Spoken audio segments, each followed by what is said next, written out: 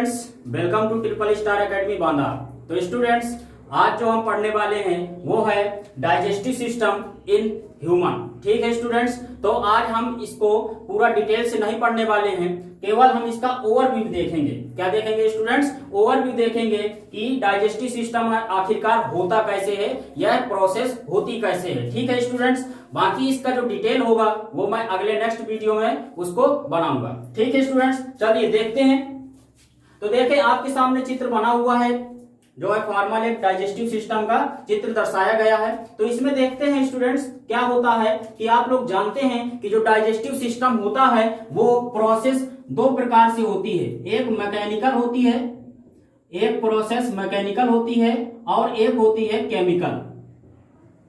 ठीक है स्टूडेंट्स, दो प्रकार से हमारा जो डाइजेशन होता है भोजन का वो दो प्रकार से होता है, एक मैकेनिकल और एक केमिकल। ठीक है स्टूडेंट्स, तो देखें मैकेनिकल और केमिकल ये दोनों प्रोसेस हमारे इस डाइजेशन में होती हैं। ठीक, अब देखें कैसे होता है। तो पहले हमें पता होना चाहिए कि जो एक तंत्र होता है सिस्टम, वो कई अंगों से मिलकर बना होता है। ठीक, कई अंगों से जब मिलकर बनता है तो उसको हम क्या कहते हैं? एक तंत्र कहते हैं, एक सिस्टम कहते हैं। ठीक है स्टूडेंट्स, जैसे आप लोग देखते हैं कि कंप्यूटर होता है पूरा, ठीक, तो उसमें मॉनिटर होता है, कीबोर्ड होता है, माउस होता है। जब वो पूरा एक सिस्टम हो, पूरे कई अंग उसके भाग मिल जाते हैं, तब उसको हम पूरा एक सिस्टम कहते हैं कि हमारा एक सिस्टम है, कंप्यूटर सिस्टम है। ठीक है स्टूडेंट्स, उसी प्रकार से सेम क्या होता है कि जितने भी हमारे जो शरीर के अंग हैं वो कुछ ना कुछ एक पूरा सिस्टम बनाए हुए हैं और उन्हीं सिस्टम के आधार पर हम अपनी पूरी दिनचर्या क्रियाकलाप पूरा करते हैं। ठीक है स्टूडेंट, यहां तक देखें। अब देखिए इसके बाद हम बात करेंगे तो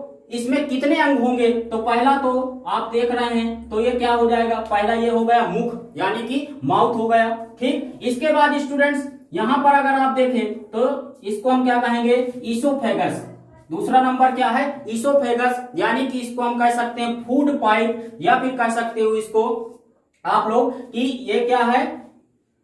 भोजन की नली। ठीक, इसके बाद अगर बात करें हम तो ये होता है आपका तीसरे नंबर में अमाशय, यानी कि इसको हम कहते हैं स्टोमक। इसके बाद देखें कि इसको हम ये आपका यकृत, और ये जो आपका है ये है पैंक्रियाज। ठीक, इसकी बात हम बाद में करते हैं। इसके बाद देखें इसको हम कहते हैं छोटी आंत और इसको हम कहते हैं बड़ी आंत। यानी कि कहने का मतलब है कि इसमें मुख्य रूप से 5 अंग जो मिलते हैं तो वो पूरा एक पाचन तंत्र का निर्माण करते हैं। ठीक है, अब देखिए ये होता कैसे है प्रोसेस। तो आप लोग जानते हैं कि मैकेनिकल जो होगी तो उसको हम कहेंगे कि भोजन को चबाना। ठीक है स्टूडेंट, भोजन को चबाना। इसके बाद आप लोग जानते हैं कि एलिमेंट्री जो कैनाल है हमारी, यानी कि आहार नाल है, वो मुख से लेकर कहां तक फैली हुई है? गुदा भाग तक। ठीक है, गुदा भाग से लेकर मुख तक ये पूरी आपको आहार नाल ही दिख रही है, यानी कि एलिमेंट्री कैनाल ही है ये अपनी। अब इसके बाद देखें कि जो एलिमेंट्री कैनाल है इसमें कई जगह पर मैकेनिकल प्रोसेस भी होती है और केमिकल प्रोसेस भी होती है। तो स्टूडेंट्स मैकेनिकल प्रोसेस कैसे होगी अभी उसको मैं बताता हूं। तो पहले यहां से हम चलते हैं ऊपर से मुख से। तो मुख में क्या होता है? हम अपना भोजन रखते हैं, भोजन को क्या करते हैं? दांतों के माध्यम से चबाते हैं। ठीक है, तो दांतों के माध्यम से हम भोजन को यहाँ अपने मुख की गुहा जो होती है वहां पर चबाते हैं। तो ये मैकेनिकल प्रोसेस यहीं से ही स्टार्ट हो गई। अच्छा स्टूडेंट्स, बहुत लोगों को ये थोड़ा सा कंफ्यूजन रहता है कि सर पाचन स्टार्ट कहां से होता है। तो पाचन आप लोग बताओगे हमेशा कि मुख से ही पाचन स्टार्ट हो जाता है। ठीक है स्टूडेंट, कहां से स्टार्ट हो जाता है? मुख से ही पाचन स्टार्ट हो जाता है। अगला जो मैं वीडियो बनाऊंगा उसमें आपको एब्जॉर्प्शन और डाइजेशन दोनों बहुत ही अच्छे डिटेल से समझाऊंगा। तो देखें मुख से कैसे स्टार्ट हो जाता है। आप लोग जानते हैं कि मुख में क्या होती हैं? बहुत सारी सलाइवरी ग्लैंड्स होती हैं। क्या होती हैं स्टूडेंट्स? बहुत सारी सलाइवरी ग्लैंड्स होती हैं। ठीक, बहुत सारी का मतलब इतनी भी सारी नहीं होती, यानी कि 3 जोड़ी। ठीक, 3 पेयर्स जो सलाइवरी ग्लैंड्स हैं वो हमारे मुख में पाई जाती हैं और उन्हीं सलाइवरी ग्लैंड से क्या होता है? सलाइवा सिक्रीट होता है। ठीक, जो हमारी लार है वो सिक्रीट होती है, बहती रहती है और उसी सिक्रीशन में क्या होता है कि जो हमारा भोजन है, जो हमने भोजन को लिया है, दांतों से चबाया है, तो उसी सिक्रीशन में क्या होता है? वो लुब्रिकेट होता है। क्या होता है? लुब्रिकेट होता है। और लुब्रिकेट जब होता है तो यानी कहने का मतलब है कि पूरा उसके साथ माउथ में हमारे दांतों के साथ पूरा पिस जाता है, अच्छे अच्छे से मिक्स हो जाता है, सलाइवा हमारे जो भोजन के कण हैं उनमें मिक्स हो जाते हैं, और जैसे ही मिक्स हो जाते हैं स्टूडेंट्स तो बहुत अच्छी प्रोसेस, फिर इसके बाद खुद में खुद जो भोजन है वो फिसलता हुआ हमारे जो है गले से क्या होता है नीचे इसोफेगस में उतर जाता है। ठीक है, यानी कि इस फूड पाइप में अपने आप से जो है वो उतर जाता है। ठीक स्टूडेंट्स, अच्छा आप लोग देखते हैं कि अगर जो है भोजन अच्छे से लुब्रिकेट नहीं हुआ है तो क्या होता है, बहुत लोग होते हैं जल्दी जल्दी खाते हैं, तो उसमें क्या होता है फिर ज्यादा काम आंतों का बढ़ जाता है। जो भोजन का पचाने का काम है वो फिर आंत ज्यादा करने लगती है, लेकिन पचाने का जो काम ज्यादा है वो अमाशय से होता है, लेकिन फिर आंतों को भी जोर लगाना पड़ता है। ठीक है स्टूडेंट, आगे देखें, जब भोजन हमारा क्या होता है कि यहाँ जो है आ जाएगा इस पाइप में, तो यहाँ से क्या होगा कि सरकता हुआ नीचे अमाशय में पहुंच जाएगा। कहां पहुंचेगा स्टूडेंट्स? अमाशय में पहुंच जाएगा, और अमाशय में वाल्व लगे होते हैं। क्या लगे होते हैं? वाल्व लगे होते हैं। एक ऊपर की तरफ लगा होगा वाल्व और एक नीचे की तरफ वाल्व लगा होता है। ठीक है स्टूडेंट्स, तो जैसे ही भोजन हमारा यहाँ आता है वाल्व खुल जाता है और भोजन सड़क के जो है इस अमाशय में पहुंच जाता है। ठीक है स्टूडेंट्स, अब देखें आप लोगों को एक सवाल आ रहा होगा माइंड में कि सर अगर जो है भोजन यहाँ से नीचे आ सकता है तो ये ऊपर क्यों नहीं जाता है? कहने का मतलब है आप जानते हो कि ये इसोफेगस खोखली होती है, तो चाहे तो भोजन ऊपर निकल सकता है। जैसे आप लोग देखते हैं कई सारे जो योगा होते हैं, शीर्षासन होता है, उसमें उल्टा खड़े हो जाते हैं,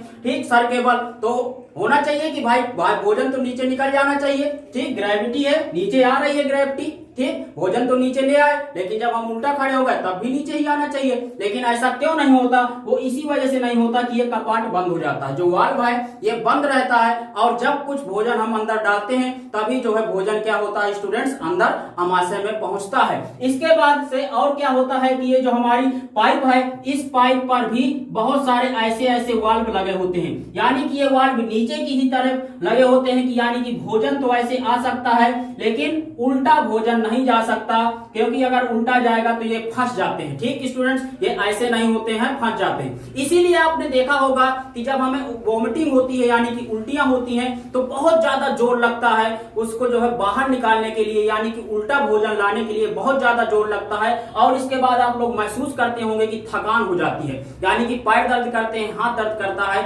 इसीलिए होता है स्टूडेंट्स। ठीक है, तो देखें आगे बात हम करें कि अमाशय में जब भोजन पहुंचता है तो यहाँ पर क्या होता है, बहुत सारी यहाँ पर भी ग्लैंड्स होती हैं, जो ग्लैंड्स क्या करती हैं, HCl यानी कि हाइड्रोक्लोरिक एसिड का सिक्रीशन करती हैं, और इसके साथ ही यहाँ पर कई सारे जो म्यूकस ग्रंथियां हैं वो भी क्या करती हैं, एंजाइम्स का सिक्रीशन करती हैं। ठीक है स्टूडेंट्स, तो एंजाइम्स और HCl मिलकर दोनों क्या करते हैं, भोजन को बिल्कुल जो है जीवाणुओं से बिल्कुल रहित कर देते हैं, यानी कि जितना भी उसमें अगर भोजन के साथ जीवाणु है या फंगस है, कुछ आ गया है, तो उसको वो किल कर देती हैं, और भोजन को क्या करती हैं, काफी हद तक पाचन में सहायता करती है, यानी कि जितनी उसकी प्रोटीन है वो ज्यादातर क्या होती है स्टूडेंट्स, यहीं से पाचन उसका होता है, प्रोटीन्स का। ठीक है, अब बात हम करें अगर, तो देखें जो अमाशय है हमारा, यहाँ पर भी मैकेनिकल प्रोसेस और केमिकल प्रोसेस दोनों होती हैं। यानी केमिकल प्रोसेस का मतलब है कि अमाशय में जब स्टूडेंट्स भोजन आ जाता है तो क्या होता है, अमाशय ऐसे दबता है,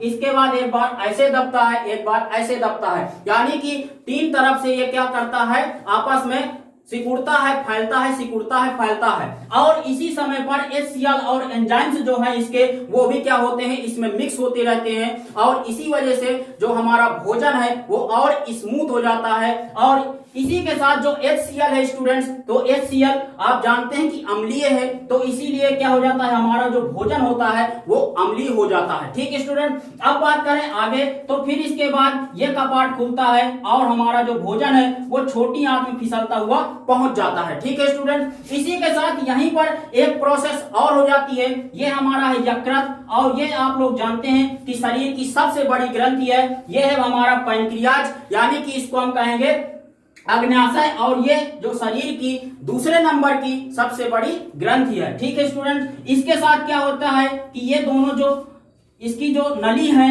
वो दोनों नली क्या होती हैं, इस छोटी आंत के ग्रहणी भाग पर लगी होती हैं, और इन्हीं से क्या होता है कि एक जो है कह सकते हो लिक्विड का सिक्रीशन होता है, और वो जो लिक्विड होता है वो क्या करता है, वो क्षारीय प्रकृति का होता है। कैसा होता है स्टूडेंट्स, क्षारीय प्रकृति का होता है। इसीलिए जो भोजन है वो इधर तक तो अम्लीय रहा, इसके बाद जैसे छोटी आंत में आता है तो वो क्षारीय बन जाता है। ठीक है स्टूडेंट्स, इसके बाद क्या होता है कि यहाँ जैसे छोटी आंत में भोजन पहुंचा तो देखें स्टूडेंट्स, पाचन कुछ हद तक यहाँ पर आंशिक पाचन तो हुआ, यानी कह सकते हो 25 to 35% तक तो यहाँ पाचन हुआ, ठीक। लेकिन क्या होता है कि जो मेन बात आगे आती है एब्जॉर्प्शन की, यानी कि पूरा जो भोजन से जितने अच्छे अच्छे पोषक तत्व हैं वो अवशोषित करने की अगर बात आती है तो पूरा काम कौन करती है, छोटी आंत। स्टूडेंट्स इसीलिए पेपरों में क्वेश्चन आता है कि सबसे ज्यादा जो भोजन का अवशोषण है वो कौन करता है, तो आप बताते हो कि कौन करता है, छोटी आंत। अच्छा, एक बात यहाँ पर आपके माइंड में और आई होगी कि सर ये बताएं क्या अवशोषण हमारे मुख से लेकर गुदा भाग तक होता है, तो मेरा उत्तर होगा यस। ठीक स्टूडेंट्स, यानी कि हमारा जो पाचन और अवशोषण है वो पूरी आहार नाल में होता है, ठीक। कहीं पर कम होता है, कहीं पर ज्यादा। कहने का मतलब मुख में है इतना हुआ, ठीक, इसोफेगस में है थोड़ा सा और अधिक हुआ, इसमें है अमाशय में थोड़ा और ज्यादा हुआ, इसमें अगर बात करें हम छोटी आंत में तो सबसे ज्यादा हुआ। लेकिन अब बात करें हम बड़ी आंत की, तो बड़ी आंत में अवशोषण होता है लेकिन स्टूडेंट्स भोजन का नहीं, जबकि यहाँ पर जल का और सॉल्ट्स का यानी लवण का यहाँ पर अवशोषण होता है। ठीक है स्टूडेंट्स, इसके बाद भोजन हमारा यहाँ तक पच गया। इसके बाद क्या होता है कि भोजन स्मूथली होकर यहाँ से क्या होता है, काइम के रूप में, यानी कि एक बिल्कुल ठोस पदार्थ के रूप में क्या होता है, बड़ी आंत से फिसलता हुआ क्या पहुंच जाता है, हमारे यहाँ पर रेक्टस यानी कि मलाशय पर पहुंच जाता है। और यहीं पर भोजन स्टूडेंट्स इकट्ठा होता रहता है। समय समय पर हम क्या करते हैं, इसको हम गुदा द्वार से अपने जो है शरीर के बाहर कर देते हैं, और इसी को हम अपचित भोजन कहते हैं, जिसको हम जो है क्या करते हैं, बाहर गुदा द्वार से बाहर कर देते हैं। ठीक है स्टूडेंट, यहाँ पर क्या होता है कि यहाँ तक स्टूडेंट जब हम इसको कायम कहेंगे तो उसको हम सेमी जो है सॉलिड कहेंगे, यानी कि वो अर्ध जो है ठोस होता है, पूरी तरह से ठोस नहीं होता। ठोस ये पूरी तरह से कब बनता है, जब बनता है कि जब क्या होता है कि जहां पर ये जो है बड़ी आंत है, तो बड़ी आंत से जब पूरा जल और साल्ट निकाल लिया जाएगा तो इसके बाद वो क्या हो जाता है, पूरी तरह से ठोस अवस्था में चेंज हो जाता है, और इसके बाद क्या होता है, वो गुदा द्वार से बाहर हो जाता है। ठीक है स्टूडेंट्स, यहाँ तक आपको बात बहुत अच्छे से क्लियर से समझ में आई होगी। इसके बाद क्या करेंगे, हम नेक्स्ट वीडियो जब लेकर आएंगे तो उसमें आपको हम टीथ के बारे में बताएंगे, इसोफेगस के बारे में बताएंगे, यहाँ पर एक ग्रसनी होती है, ठीक, तो उसके बारे में बताएंगे। इसके बाद अमाशय भी पढ़ेंगे, और ये यकृत और जितने भी ग्लैंड्स हैं सारी चीजें हम एक एक करके डिस्कशन उसका करेंगे। एक ओवरव्यू था कि आपको समझ में आ जाए कि डाइजेशन आखिरकार होता कैसे है। तो मैंने आपको इसमें आपको बताया कि हमारी जो डाइजेशन की प्रोसेस है वो केमिकल भी है और कैसी है स्टूडेंट्स, मैकेनिकल भी है और कैसी है, केमिकल भी है। ठीक है स्टूडेंट, अच्छा एक बात और हम बात करें, आप लोग इसमें बीमारी की हम बात कर लेते हैं, देखते हैं वोमिटिंग जो होती है यानी कि उल्टी होना। तो उल्टी होना क्या होता है कि भोजन का फिर से क्या होना, विपरीत दिशा में मुख से बाहर निकल जाना। क्यों होता है वो, जब हम क्या करते हैं, फूड पॉइजनस कुछ हो जाता है हमको, यानी कि अगर हम कोई भी फूड ऐसा खा लेते हैं जिसमें क्या होता है पॉइजन वगैरह या सड़ा गला भोजन है, तो क्या होता है, हम मुख तो हमारा नहीं पता कर पाता, लेकिन हमारा जो नेचर ने ऐसा शरीर बनाया है कि वो हमारा पेट बता देता है कि भाई कैसा है आपका ये भोजन सही नहीं है, और उसको कौन देता है संकेत, यकृत देता है। यकृत जो होता है वो सारी जो हम खाते हैं पीते हैं कुछ भी चीज, तो उसकी निगरानी करता है यकृत स्टूडेंट्स। यही कहता है कि भाई इसको आने दो, ये अच्छी चीज है, ठीक, और जिसको नहीं आना है तो उसको ये अमाशय तो एक्सेप्ट कर लेता है, लेकिन यकृत कह देगा कि भाई ये ठीक नहीं है, इसको वापस करो। ठीक है स्टूडेंट, तो उसी को हम वोमिटिंग कहते हैं। इसके बाद आपने एक नाम सुना होगा डायरिया। डायरिया स्टूडेंट्स इसका बिल्कुल ठीक विपरीत है कि डायरिया में क्या होता है कि भोजन क्या हो, जल्दी जल्दी बहुत जल्दी जल्दी भोजन क्या हो, गुदा से बाहर निकले। यानी कहने का मतलब है कि दिन में 3 बार 4 बार 5 बार इस प्रकार से आप घंटे भर 2 घंटे बाद जल्दी जल्दी जाए, यानी कि एक फास्ट प्रोसेस हो जाती है कि भोजन यहाँ पर आप जानते हैं कि कम से कम 3 से 5 घंटा अमाशय में रुकना चाहिए भोजन, लेकिन जैसे आपने खाया तो वो तुरंत बाहर हो जाता है, इसको हम डायरिया कहते हैं। एक आपने नाम सुना होगा कब्ज का स्टूडेंट्स। कब्ज क्या है, तो कब्ज ना तो वोमिटिंग है और ना तो डायरिया है। यानी कहने का मतलब है स्टूडेंट्स कि कब्ज में ना तो भोजन मुख से बाहर होता है और ना तो गुदा से बाहर होता है। तो होता कैसे है, तो वो होता ही नहीं है स्टूडेंट्स। यानी कब्ज में क्या होता है, लगभग 3 से 4 दिन तक भोजन क्या होता है, इकट्ठा होता रहता है आंतों में, वो बाहर निकल ही नहीं पाता। इसको हम कब्ज कहते हैं, बहुत खतरनाक बीमारी होती है स्टूडेंट्स से। तो ये आई होप आपको बहुत अच्छे से ओवरव्यू समझ में आया होगा और ये सभी क्लास के लिए है, आपके अदर कॉम्पिटिटिव एग्जाम्स के लिए भी अच्छे फायदेमंद है। और इसके बारे में अगला नेक्स्ट इसका वीडियो अवश्य देखें ताकि आपको इसकी पूरी डिटेल्स पता चल सके।